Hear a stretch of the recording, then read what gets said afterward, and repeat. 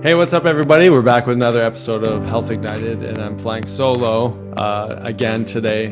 This is hopefully be the last time because I just jive so much with the energy that my amazing wife, Dr. Sonia, gives off. But I'm here with an incredible guest. We're going to geek out on mushrooms and everything to do with optimizing your health through understanding this ancient medicine. So today, my guest is Megan, also known as Mimi. She's a culinary nutrition expert, AHCC educator, which we're going to get her to explain that in much more detail. Registered dental hygienist. Actually, my sister's a dental hygienist as well, by the way. Holler. Yeah, there you go.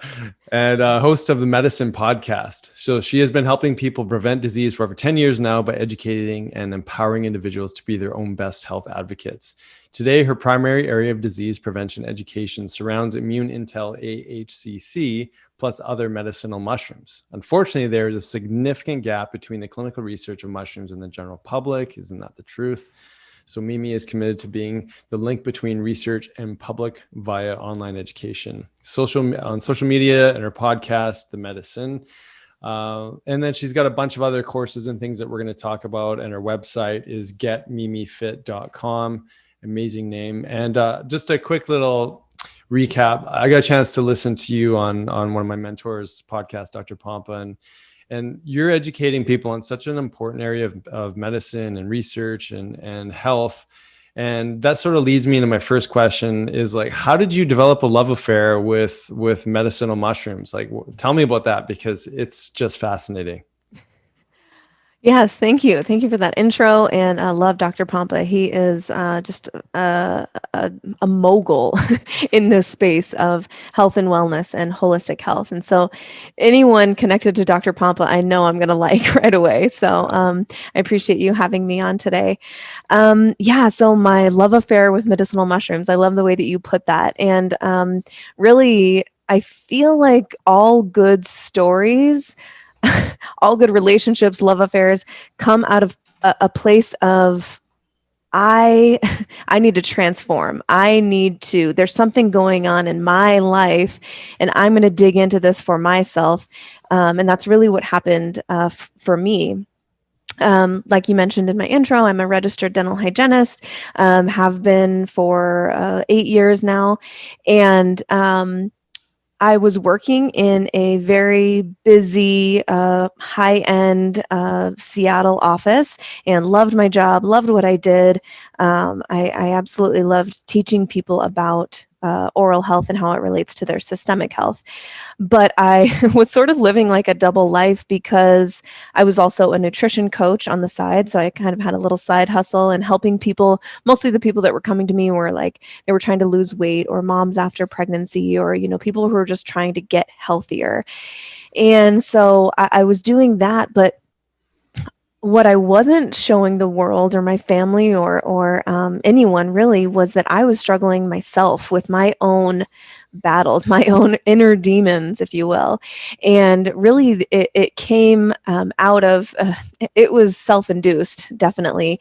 I was the, typical working out 8 days a week and eating super, super, super clean to the point where it was almost like orthorexic tendencies, where we're taking healthy habits too far, right? To the point where it actually becomes detrimental to your health, where you're eating so clean and eating so and working out so much that I was actually in a deficit for a long period of time, which, as I don't have to tell you, but is really, really hard on young women's bodies. And so this was on the tail end also of a divorce. I divorced my high school sweetheart. Spoiler alert, we came back together. So it's actually a happy ending. But with that divorce, I was going through a lot of emotional baggage and emotional trauma that I wasn't willing to face. And that takes a huge toll on someone's psyche and overall health and stress levels, and just these stress buckets that get so full. And even though I was doing all the healthy things, I was clearly not healthy. My hair was falling out in clumps in the shower. My skin was blowing up with acne. I had a rash on half of my body that was totally unexplained. Still to this day, I have no idea what that was, but I had it for 6 months. I lost my period. I couldn't digest any of my food. So I would eat the cleanest, healthiest foods, and it would come back up because I had no stomach acid. My digestion was just so off. My microbiome was just so thrown off. But I looked healthy-ish from the outside, and I could speak the lingo, so people assumed I was really healthy. And I think that there are a lot of people who are going through this kind of roller coaster and just this wheel, this hamster wheel of health Mhm. that's not really health. So I reached rock bottom emotionally, physically, mentally, spiritually, relationally, all of those things. And I got to a point where I was just like, I need to focus on me. I have to do something for me. I have to step away from dental hygiene. I have to step away, like drop the weights, literally like step away from exercise for 6 weeks and just focus on myself. So I actually moved back home to my hometown, moved in with my parents at 28, little bit of an ego sting, but it was okay. I knew that it was for the best in the long run. And I discovered the Academy of Culinary Nutrition. And I've always been super interested and intrigued by nutrition. And this was a little bit of a different approach in that we were really looking at how do we use food as medicine, not just to get lean and cut, but how do we use food as truly, looking at different diseases and conditions in the body. How do they manifest? And then how do we also use food to heal the body, right? And so that was really the basic premise of this program that I went through, and loved it, absolutely loved it. And then at the same time, I was also studying and researching AHCC, which you mentioned a couple times in the intro. That is like one of my biggest passions in life right now. And it is a derivative of shiitake mushrooms. And I actually learned about it from working in my dental hygiene office, from one of our patients who contracted HPV at like 55, 60 years old. And her naturopath recommended this mushroom, she called it. And I was so intrigued because it worked. It worked for her. And Mhm. at the time, I had no idea uh, that there was even anything that someone could do to help their body clear HPV aside from just like eating healthy. And so I was super intrigued, dove into the research first on, Dr. Google. And then I saw that there was actually a whole research association dedicated to AHCC. So I was like, okay, this stuff is legit. That was in end of 2017. And I haven't stopped researching it, talking about it, teaching people about it since.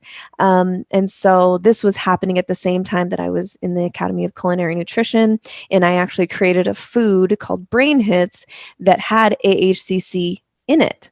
Mhm. And it was the only AHCC food on the market. Most people have no idea what that is, even people who have been in this space for a long time.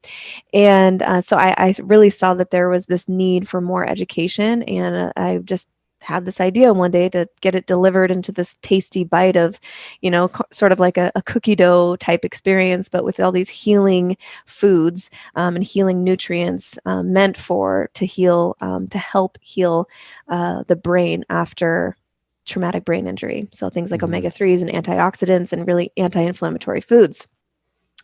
So this is a very long-winded answer to how I Love even it. It's discovered and awesome. learned about, and really this is what developed my love affair, as you called it, with medicinal mushrooms, is my own need of, I need to be better. I need to get healthy. What are these things that I can absorb and use in my own life to really be my own best health advocate? And the first was really AHCC. And, I was kind of dabbling in, like the Four Sigmatic products, which is basically where a lot of people start, because they've done a lot of work on bringing medicinal mushrooms to the mainstream of like, this is something we should all be doing to some degree.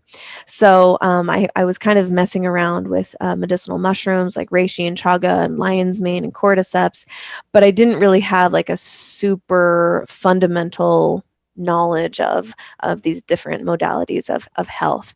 And so that's where I really like got into medicinal mushrooms, was out of a need for myself to yes, I was going and seeing doctors, but as great as my integrative practitioner was, I was only seeing her once every other week or so. Like, what about the other time? What about when I'm just like at home by myself. I need more tools and knowledge. So really that's where I adopted this style or this attitude of being our own best health advocate. Apart from your doctor, as great as they are, you have to be your own best health advocate. So that's where it all started.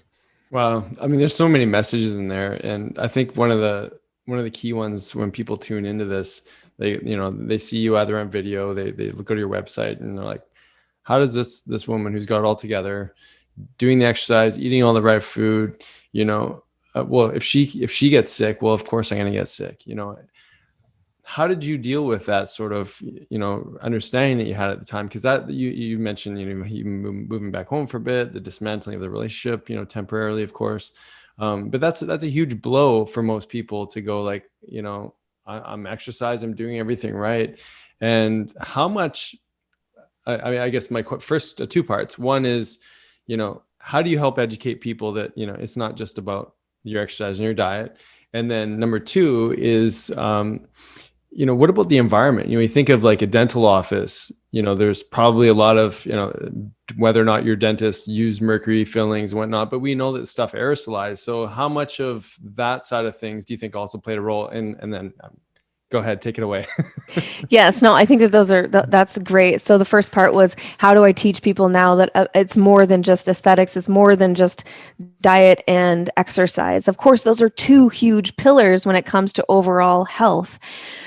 But, I think that a lot of that pressure and I guess restrictive nature comes from our society and culture and diet culture, and kind of this pressure on women to look a certain way, and that women's bodies really, like the form that we're supposed to take is really goes in and out like fashion trends. Yeah. And that's really, it's something that I feel like maybe is being talked about more just with the invention of social media and things. Like, you can hear more about it, but it's still very much a thing where, 10 years ago it was, you want to be this size and this shape, and now it's Kim Kardashian body and get the hourglass shape. And the pressure, I'm not going to just put it all on culture and society, because we are responsible for ourselves. But I think first that awareness needs to be there, that is a thing.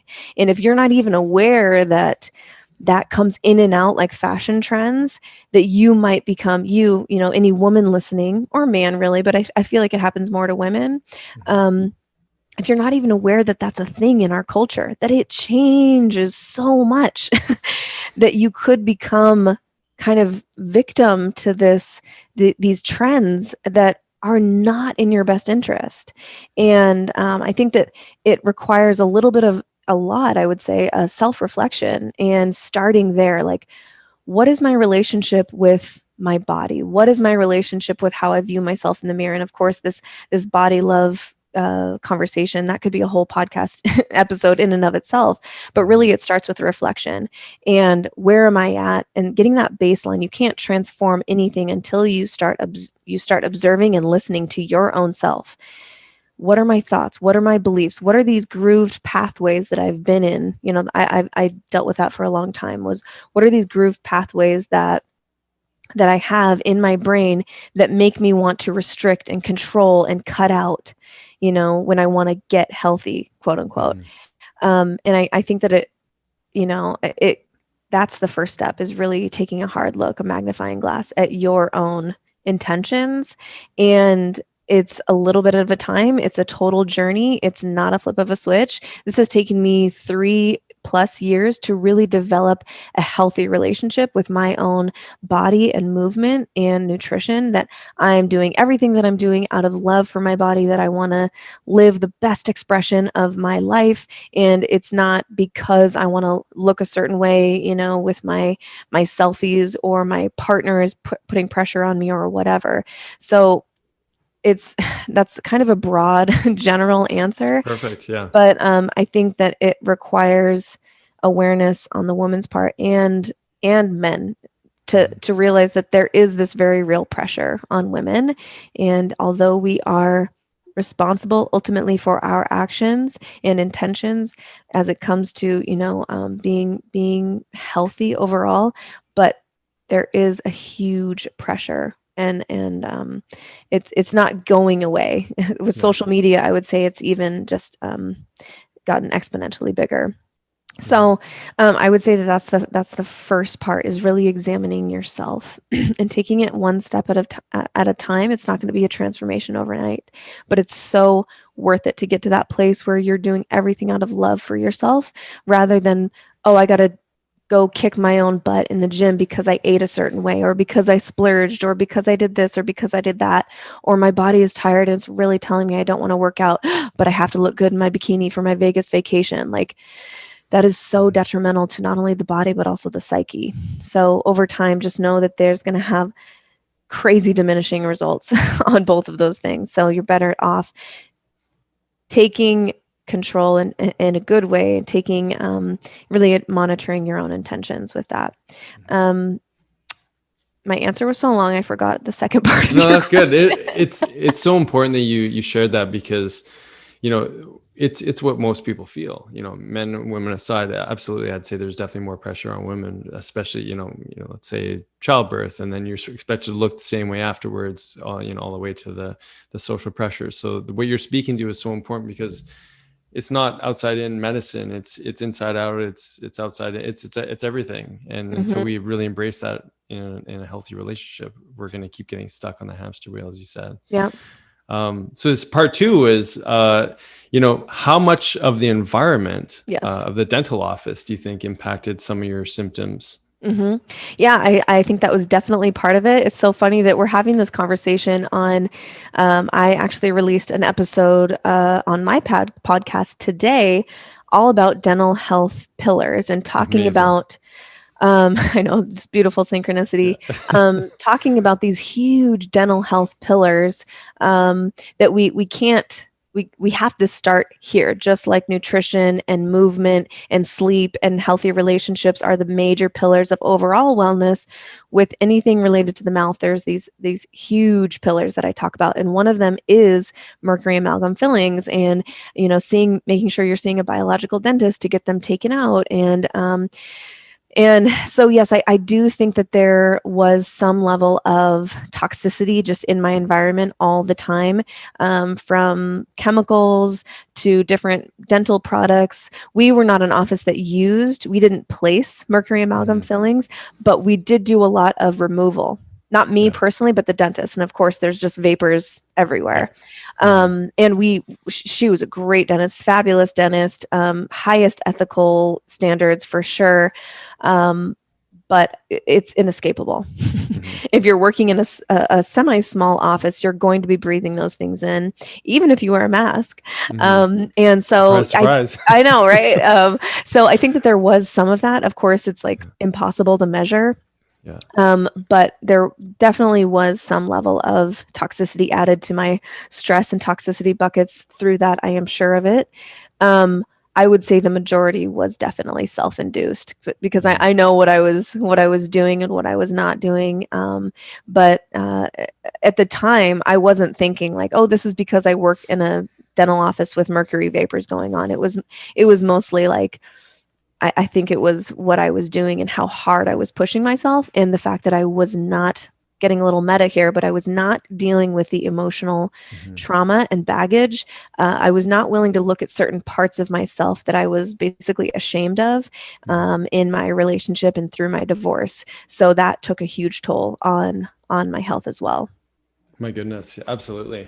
And, you know, what you speak to all the time too, and what we do as well is this, you know, perfect storm of situations of the emotional, the biochemical, the environmental, and everything in between, and all of it, you know, creating impact and havoc on the body. So, you know, enter mushrooms. Mushrooms have an incredible remediation role inside the body. So let's geek out on what do mushrooms do in our, you know, in the forest or in the environment, and then and talk about that synergy into the body.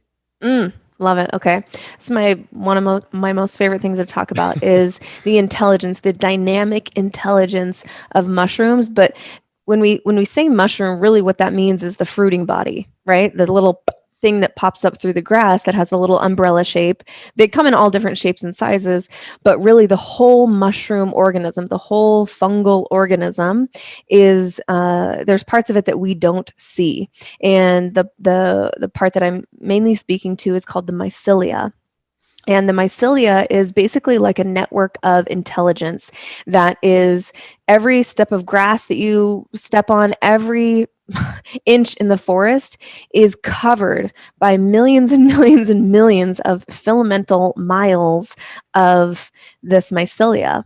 And you can think of it kind of like a root structure. If you look at it under a microscope, it has these kind of root structure type shape, but it's so much more than just anchoring the mushroom organism into the ground, into the earth.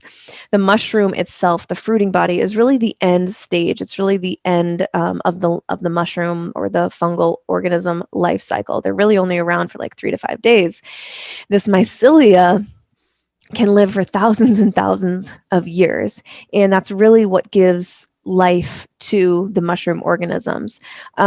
So mycelia is really, really important for our earth. It's sending and receiving nutrients and information in our forest and in nature to other plant life and trees and flowers and things. The forest is not.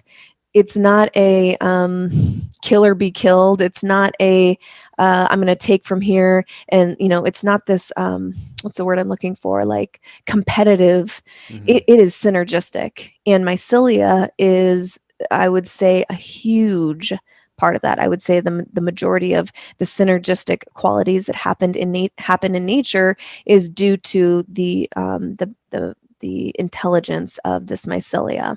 So that's how they operate in nature. And so then when we're able to actually take that into our own bodies in the form of, say, AHCC that is derived from the mycelia of shiitake mushrooms, which have been used for thousands of years for their medicinal properties.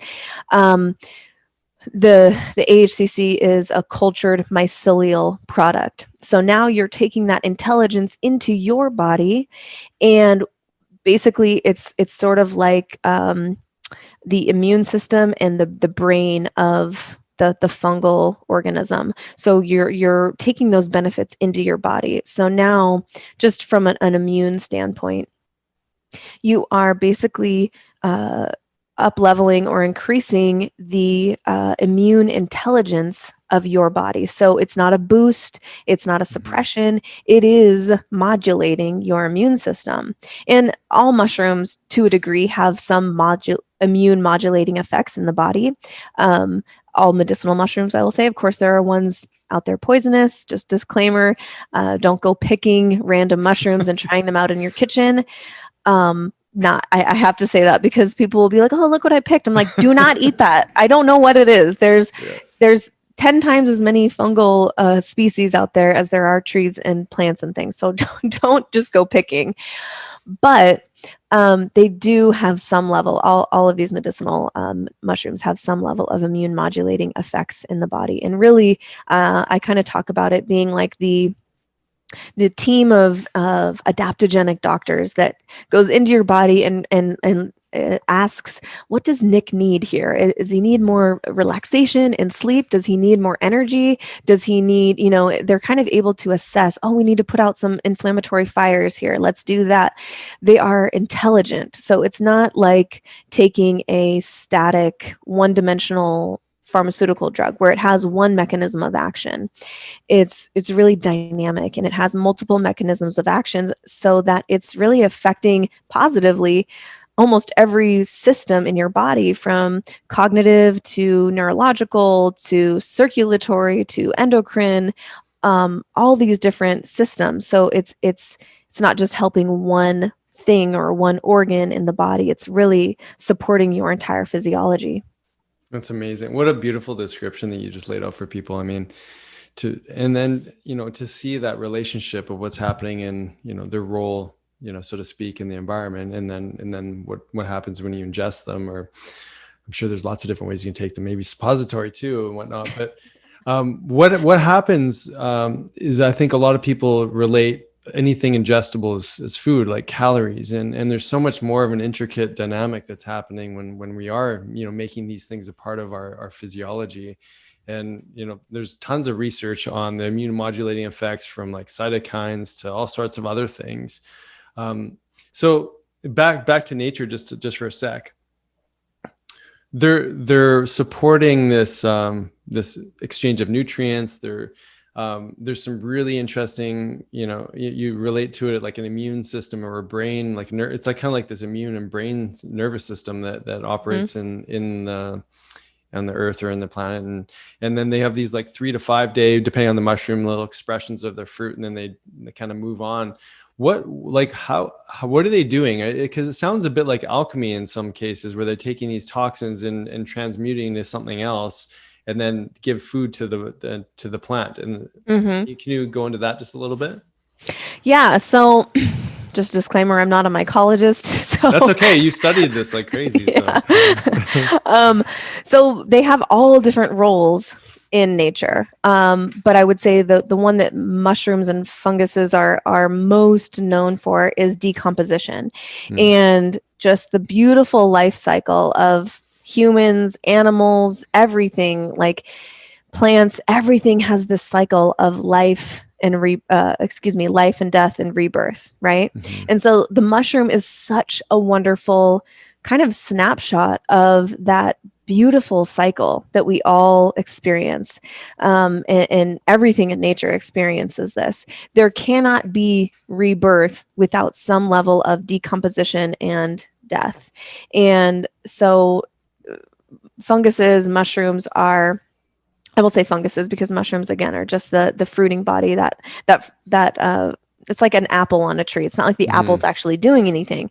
So the funguses can break down wild stuff. Obviously the forest floors and things. So when a tree falls, it's up to the funguses to really decompose that and break it down into something that can then be like fertilizer for the earth, and then make way for new life in the forests. So really, really important. I will just say kind of a digression here, but if someone is going and picking mushrooms in the forest or a natural, hopefully you're with a professional, make sure you leave some. Don't pick all of them because they are so critical for, you know, these mushrooms really carry the seeds that then go out and get into the ground, and that's they're called spores. That's what creates new mycelia and new life for our forests to keep doing what they're doing. If we don't have our forests, we don't have a life on this planet. And so we need them to keep doing what they're doing. So leave some mushrooms, don't take them all. So really they're able to decompose, which is so important for the life cycle. And then we see them also decomposing things. There's been all sorts of experiments. Paul Stamets is kind of the godfather of mycelial education in the world. And I got to meet him at Burning Man a couple years ago, and he's just a wonderful person. And I look up to him in a lot of ways.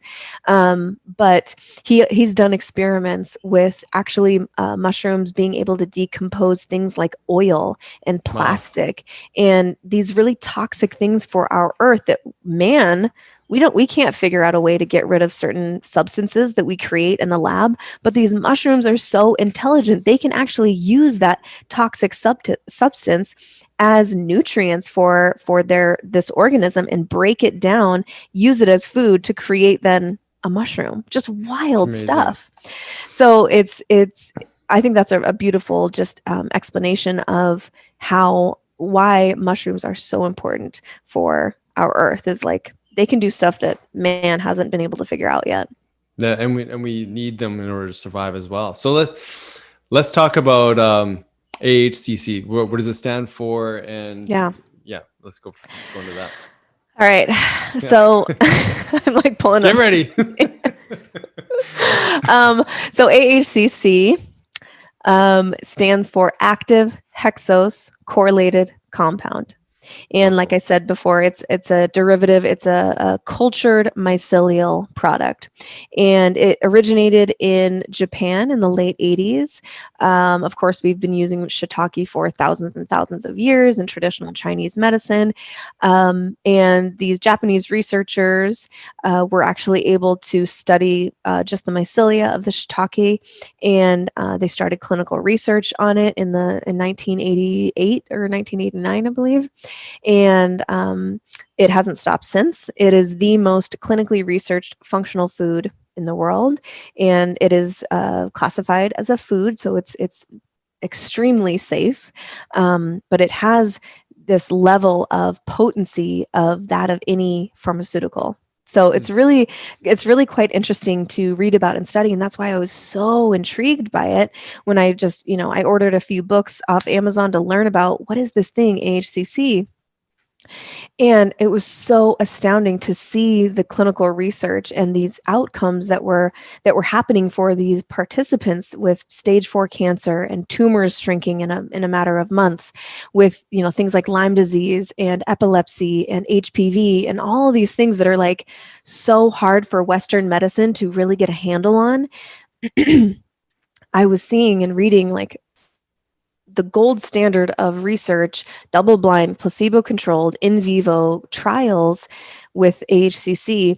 And I think there's upwards of 25 or 30 in vivo clinical trials now with AHCC, which is unheard of with supplements. Like in the supplement space, if they have if you get one in vivo clinical study, like that's like, okay, you're legit. So just to put it into perspective for people.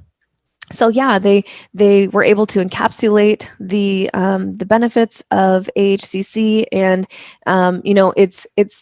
it wasn't formulated or marketed, I should say, or created with this like how do we make this really snappy and sexy and everything, so Deborah on the street remembers or wants to learn about AHCC. It's hard.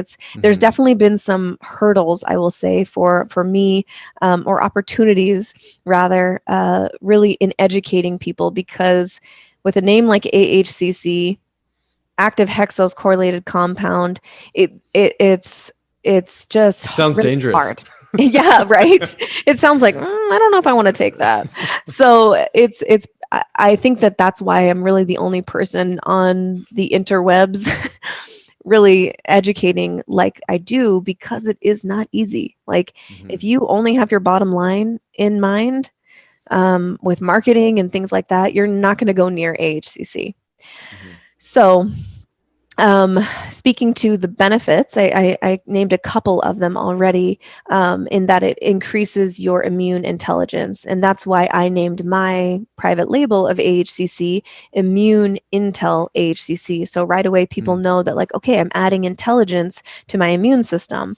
And this was pre-COVID world, where, now everyone is concerned. There is a newfound global interest in immune health, but this has been a thing for 30 years. So it increases the immune intelligence. It also has the ability to decrease CRP, C-reactive protein, in the body, which is directly tied to systemic inflammation. And then it also helps regulate or normalize cortisol levels in the body. And there's a laundry list of other benefits, but those are the big three, where if you get more immune intelligence, lower levels of cortisol and systemic inflammation in the body, like I don't know of one systemic condition that isn't directly linked to one or all three of those things.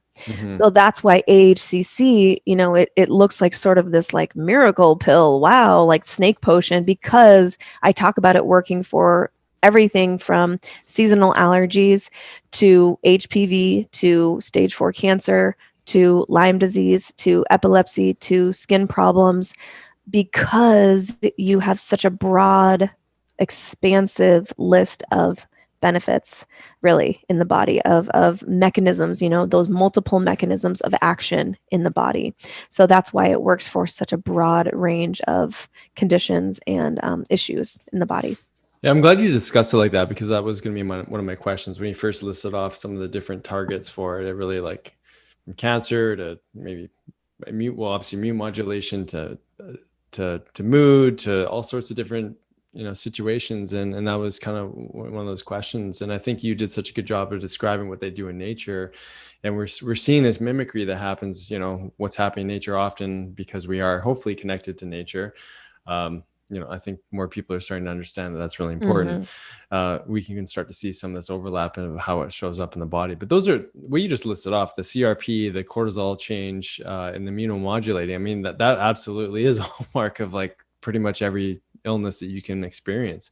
So I'm just sort of like getting my imagination going and saying maybe there's sort of like supporting the whole, fascial networks, they're integrating into the body. Like, how are they doing their magic inside the human physiology? Is it just from a biochemical point of view? Are they sort of integrating a little bit more into our cellular structures? Like, how are they operating? Do you know that? Yeah, so I just got a visual of like mycelia growing in our body, and to my knowledge, that doesn't happen. Really, the way that it works in our body is it's information. It's informing your body. So it's not physically growing, mycelial structures in the body.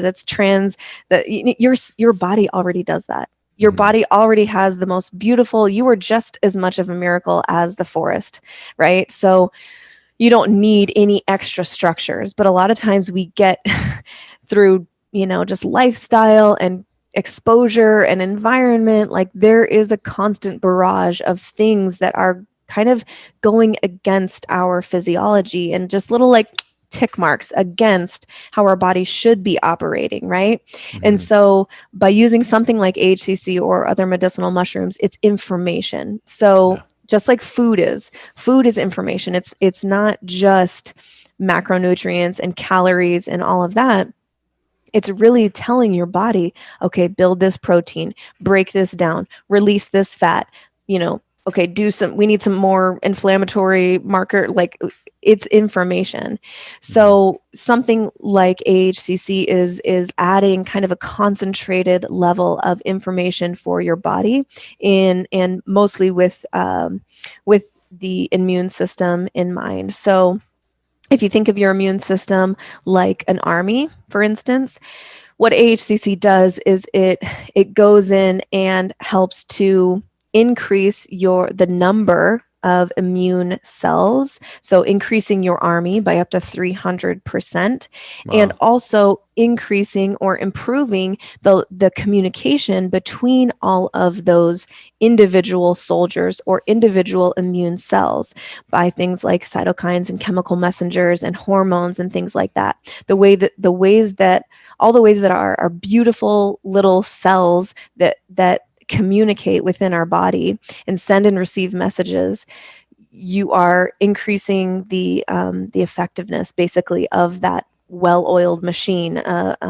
So it's basically helping your body get to a state where inflammation is at a point where your body feels okay to heal. If you have systemic inflammatory fires all over your body, your body's not going to feel safe to heal the HPV or really be able to regulate the cancer cells that are mutating, right?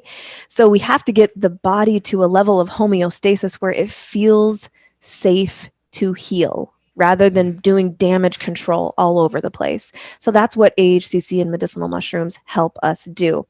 I will say, caveat, if someone's going through the drive-through 5 times a week, slamming Monster Energy drinks, staying up till 2 a.m. watching, Netflix and all of the things, like insert any unhealthy lifestyle choice, and you just happen to like throw some AHCC on that, dumpster, it's probably not going to do. It may help, but you're not stacking the deck in your favor. So I don't want to paint this picture of AHCC that it is a one and done, one size fits all, just flip the switch and your body's going to transform. No, it's really part of an overall healthy lifestyle. But a lot of times, unfortunately, we as people need wake-up calls in the Mm-hmm. form of sickness or different conditions in the body, where I love this quote by one of my great teachers, Paul Chek. He says, Mm. sooner or later, your health will be your biggest priority. And it's Yeah. so true and it's so simple. But it's true that a lot of times we need this wake up call of like, hey, if you don't have your health, you don't have anything. You don't have the money that you've built up. You don't have the cars. You don't have the family, all of that. None of that matters if you don't have your health. So sooner or later, this needs to be your biggest priority. And oftentimes the catalyst for change is a diagnosis of some sort.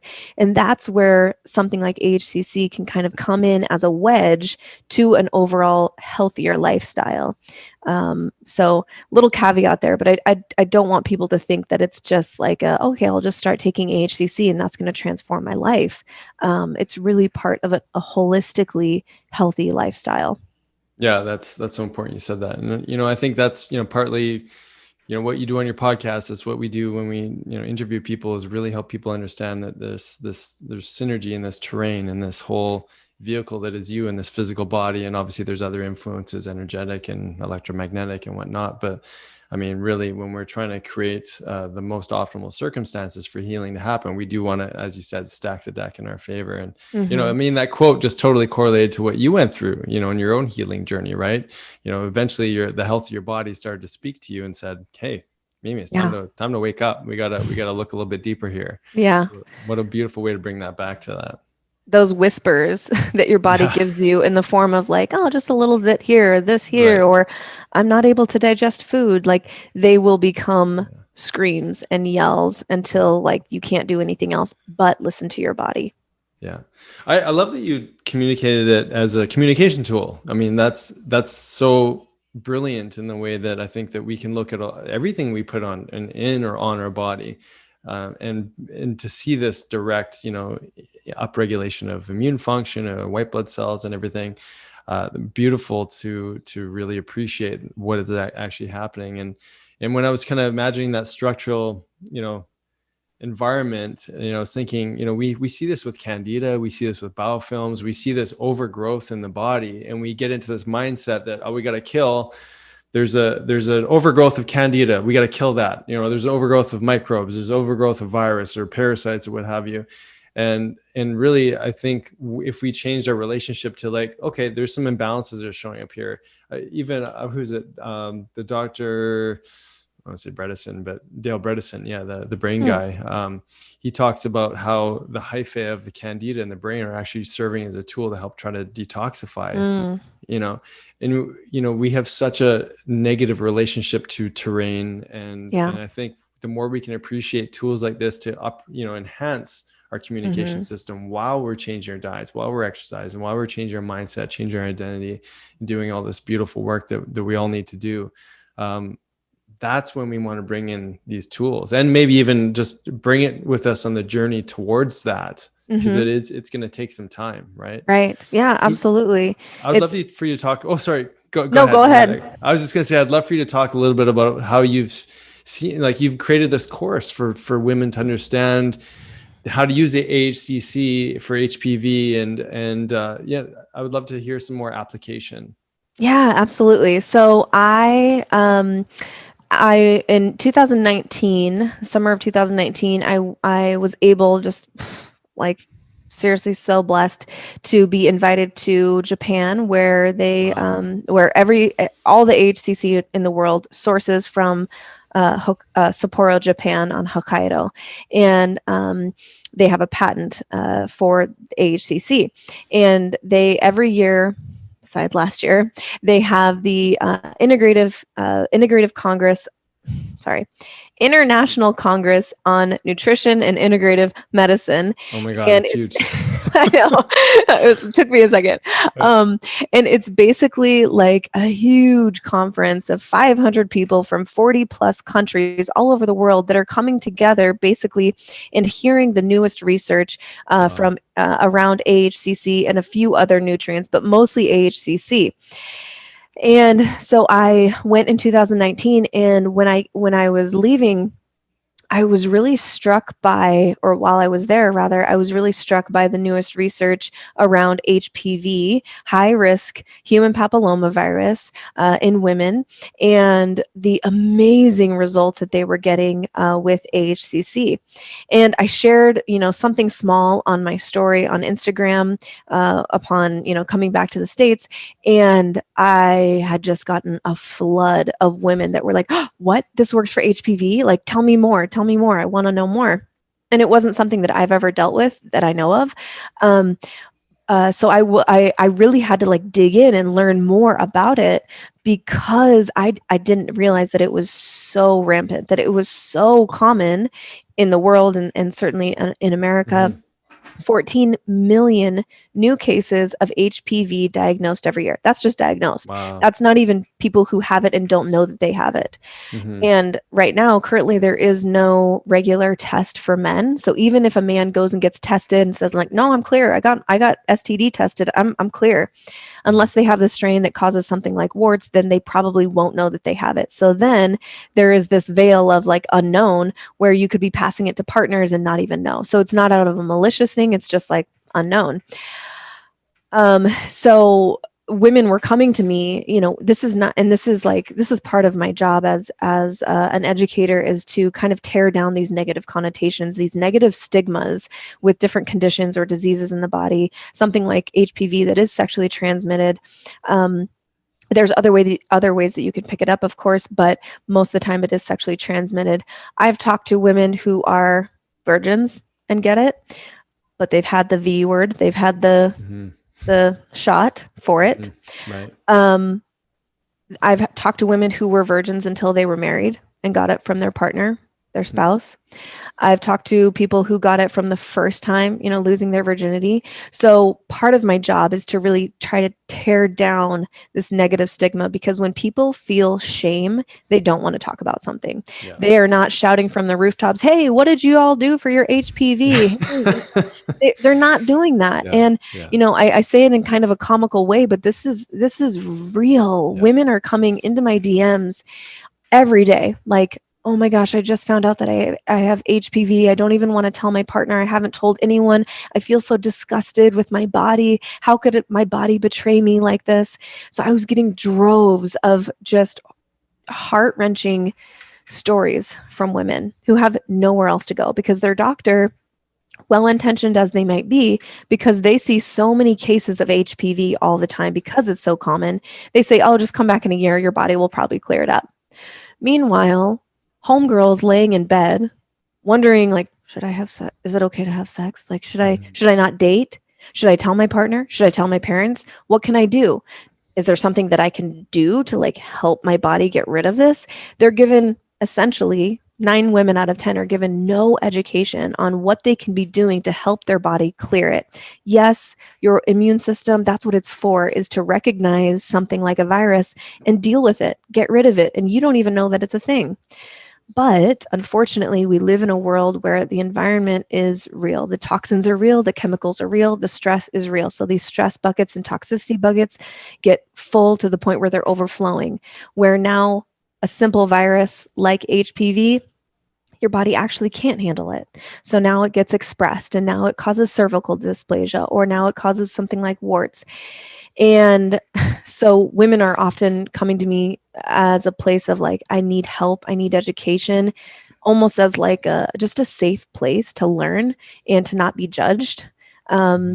So with that, I was working with women one-on-one, kind of taking them through these major pillars of supplementation through AHCC, and then also nutrition. What are the other foods that we're giving your body for information and for healing?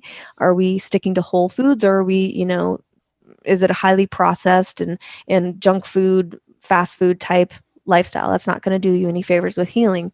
And then the third pillar is a healing mindset mindset for healing. So letting your body know every single day, like giving yourself at least 5 minutes to just like breathe and let your body know through different visualizations and meditations that I am safe, you can heal. I am safe, you can heal. And it sounds woo, but all three of these pillars are just as important. They Mm-hmm. equally are all three so important. And so I was taking women through this process and teaching them more about the virus also, but also what you can be doing as an advocate for yourself. And then I was just like, okay, this is way too many. I can't work with, this many women. And so then I Mm-hmm. created the course called Clear.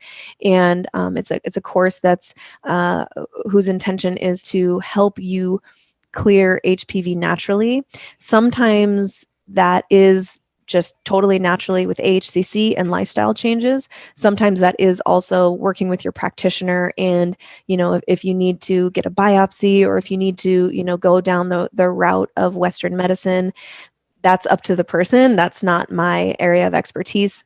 I'm simply providing education and a safe place for you to learn about your own body. And then whatever you feel is necessary for your healing, I'm empowering you to make that decision for you. But the biggest thing is that most women have no idea what's going on in their body, and they have no idea that they can even do anything about it. So that's what I set out to change with Clear.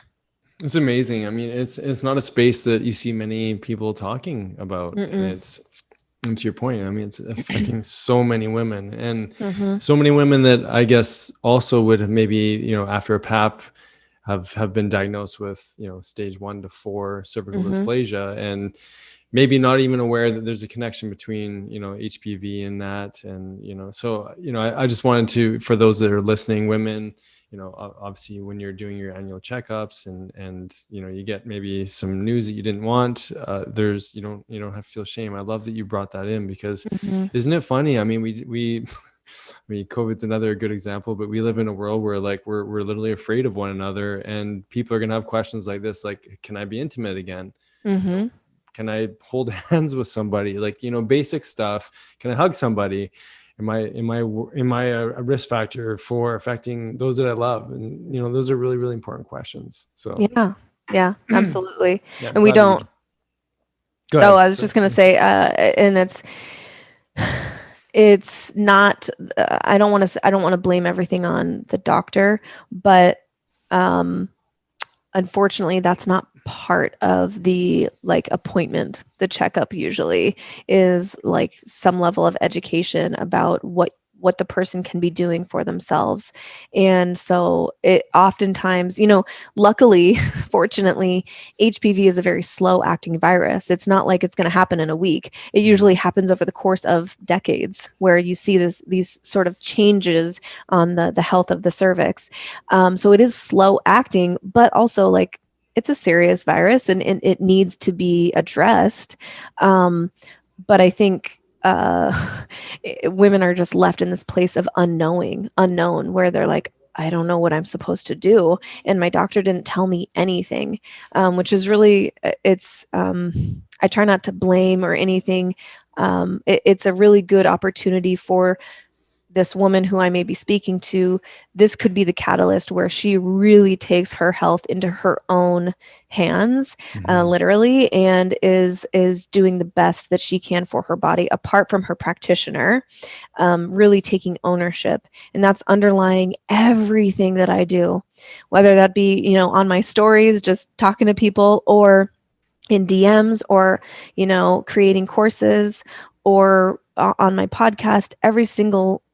Everything comes back to you being your own best health advocate. Your doctor is not in charge of keeping you healthy. Um, a lot of the models are changing, of course, where you have more of a partnership, like an integrative practitioner that can work with you and not just prescribe, but really like look at your lifestyle and look at your emotional body and look at your, Mhm. spirituality and everything like that. It all plays a part. Things are shifting, but really, if there's one message that I want to put out there for people, it's to really to stop being a victim, to stop identifying with victim mentality, because when you do that, yes, it's more responsibility for you, it's more learning, but also it's more freedom, Mhm. because you're taking it into your own hands, and it feels like, no, I got this. I can do this. I'm smart enough to read the clinical research. I'm smart enough to get to the bottom of this. It might take me some time, but I can do it. And I think if the majority of people kind of had that switch in their Mhm. mind, rather than someone else is in charge of keeping me healthy, I think that our world would transform. Oh man. Like if that's not the message for this past, couple of years, I don't know what is. It's Yeah. funny. We usually end a podcast with someone sort of saying, what would you want your legacy to be, to leave with the planet? You just, I mean, intuitively, you just went there right away. I love it. It's so important though. I mean, I often reflect on this, like, why is it that people, or what's the obstacle for people? And I sometimes relate it to just them saying the words in their head, this is hard, therefore I'm not going to choose me. Yeah. And you just completely, gave people an opportunity to choose themselves. Mm-hmm. But that's something we can bypass spiritually, the hard. We can Yep. bypass that and move into, authenticity through, being our own, authentic, Yeah. integral human. Yep. That takes, as you said, education and a willingness to move into it.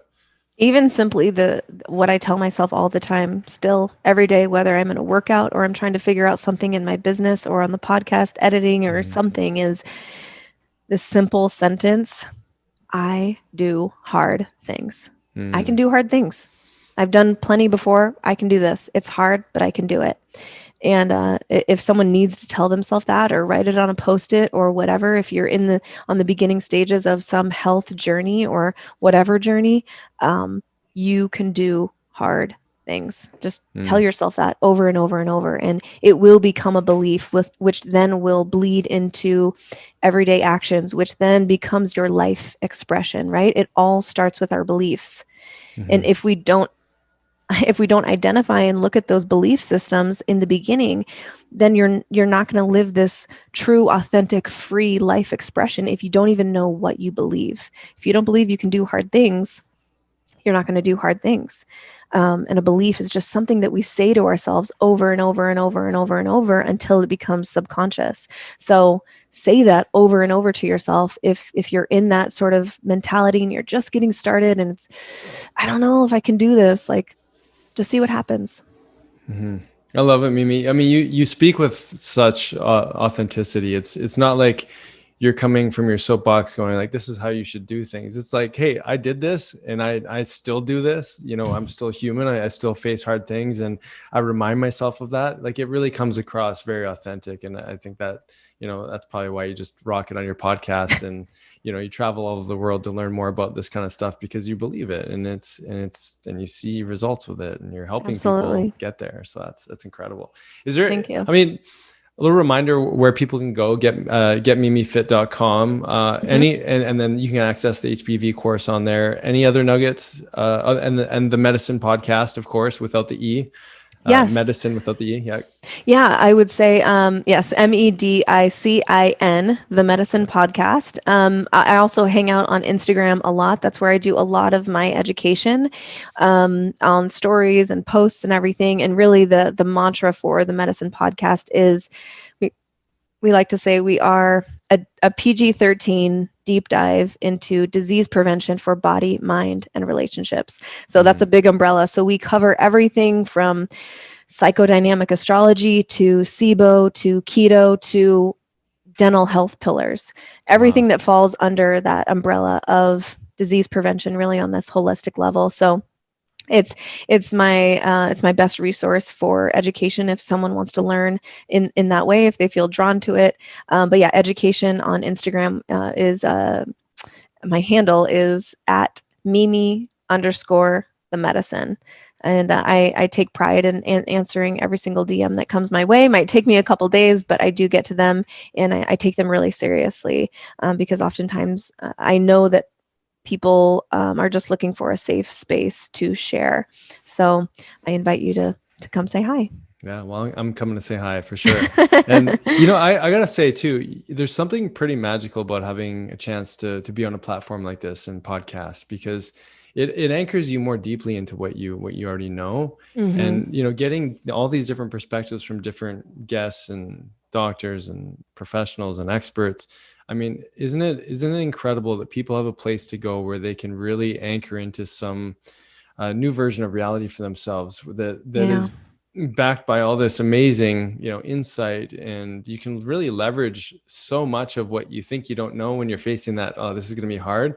just tune into those podcasts, get Yes. onto the Medicin podcast, get onto ours, get onto as many as you can, and just start learning, because that's the opportunity. That's the new, that's the new TV. It's really like, it's time to really wake up and educate yourselves. And so Yeah. it's truly a blessing to Yeah. speak with you. And it's just this, it's you come as you, but with everyone that you've interviewed, Right. everything you've learned. It's so Yes. incredible.